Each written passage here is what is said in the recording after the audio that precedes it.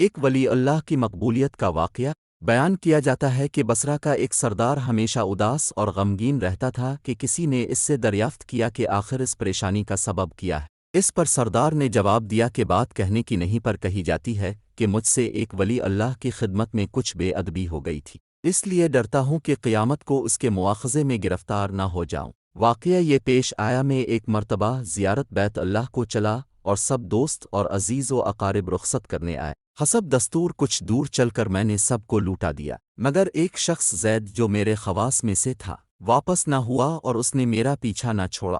مجبور ہو کر میں نے اس کو جھڑک دیا کہ بیت اللہ کو جانا بھی کوئی آسان سمجھا ہے؟ جو میرے پیچھے پیچھے چلے آ رہے ہو میرے پیچھے پیچھے نہ آؤ اور میرے ساتھ نہ چلو اور جس راستے سے تیرا جی چاہے چلا جا۔ کہنے لگا، اے آقا، کیا خدا اس پر قادر نہیں کہ تم کو زادرا جلد پہنچا دے اور مجھ کو بے یار و مددگار چھوڑ دے؟ یہ کہہ کر اس نے اپنی راہ لی اور میں اپنے راستے سے چلتا بنا۔ راستے بھر کہیں وہ مجھ کو نظر نہ آیا، واللہ عالم کہاں پوشیدہ ہو گیا۔ جب خدا کے فضل سے مناسک حج سے فارغ ہو کر میں مدینہ طیبہ کو چلا تو کیا دیکھتا ہوں کہ زید آ گیا اور سلام کہہ کر میرے پاس بیٹھ گیا۔ میں نے حیرت سے پوچھا کہ حج کر آیا؟ کہا ہاں۔ پھر میں نے تنزن کہا حج کی سند بھی ملی؟ تو کہنے لگا کیسی سند؟ وہ کس کام آتی ہے؟ میں نے کہا حج کرنے والے کو بیت اللہ میں غیب سے چٹھی آتی ہے جس میں لکھا ہوتا ہے فلاں بن فلاں حج کو آیا تھا اور اس کا حج قبول ہو گیا، پھر اس سند کے ذریعے قبر اور حشر کے عذاب سے نجات ہوتی ہے۔ یہ سن کر زید روتا چلاتا بیت اللہ کو واپس چلا گیا۔ جب میں حضور اقدس صلی اللہ علیہ وسلم کی زیارت سے فارغ ہو کر لوٹا تو کیا دیکھتا ہوں کہ زید پھر آ گیا، اور پھر سلام کے بعد ایک چٹھی اس نے میرے سامنے رکھ دی جو ایک نہایت عمدہ ریشمی کپڑے میں لپٹی ہوئی تھی، جس میں زید کے بارے میں عذاب قبر اور حشر سے نجات کے لیے لکھا ہوا تھا۔ یہ دیکھ کر میرے ہوش اڑ گئے۔ پھر ذرا سکون ہونے پر میں نے معلوم کیا کہ زید بتا تو اس کی حقیقت کیا ہے، آخر یہ معاملہ تیرے ساتھ کیسے پیش آیا؟ تب اس نے بتایا کہ سنو بھائی، جب میں بیت اللہ پہنچا تو کعبہ حاجیوں سے بالکل خالی تھا۔ اس وقت میں نے گڑ گڑا کر زاروں قطار رونا اور چلانا شروع کر دیا کہ اے مالک دو جہاں، کیا غریب گنہگاروں کا حج بھی قابل قبول نہیں جو مجھ کو حج کی سند نہیں ملی؟ کیا غریبوں کا کعبہ اور صاحب کعبہ اور ہے جو وہاں سے جا کر سند لاؤں؟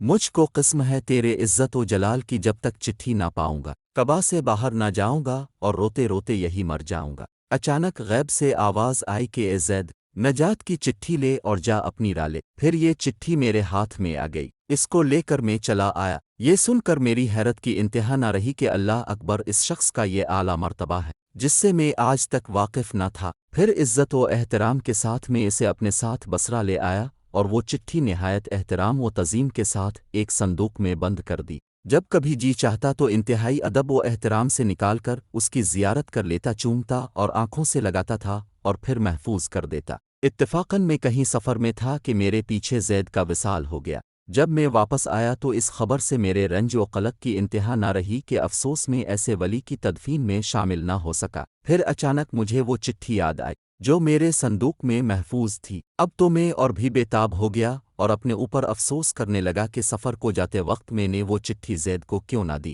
پھر اپنا مہر شدہ صندوق منگا کر دیکھا تو اسی طرح بامہر بند تھا۔ جب میں نے صندوق کھولا تو اس میں چٹھی نہ پائی۔ اب تو میرے غم و الم کا کچھ ٹھکانہ نہ رہا اور ایک حشر کا عالم برپا ہو گیا۔ زاروں قطار رونے لگا اور روتے روتے سو گیا۔ کیا دیکھتا ہوں کہ طرح طرح کی سجی ہوئی جنت میں زید سر پر ایک تاج رکھے ہوئے، زرق برق لباس میں تخت جوہر پر جلوہ افروز ہے اور اس کے چاروں طرف حوروں کے جمگھٹے ہیں۔ میں نے قریب جا کر سلام کیا تو اس نے کہا، اے آقا، اس قدر پریشان کیوں ہو؟ میں نے کہا مجھے یاد نہیں، وہ چٹھی تو نے مجھے دی تھی۔ کہنے لگا وہ تو یہ ہے اور اسی کی بدولت یہ دولت و حشمت مجھ کو حاصل ہوئی۔ اب کچھ تردید نہ کیجیے، میں اپنی من مانی مراد کو پہنچ گیا۔ حاصل جو اللہ کا ہو جاتا ہے اللہ تعالیٰ اس کی سب مرادیں پوری کر دیتا ہے۔ دعا ہے اللہ تعالیٰ ہم سب کو بھی اس واقعے سے سبق حاصل کر کے اس پر عمل کرنے کی توفیق عطا فرمائے، آمین۔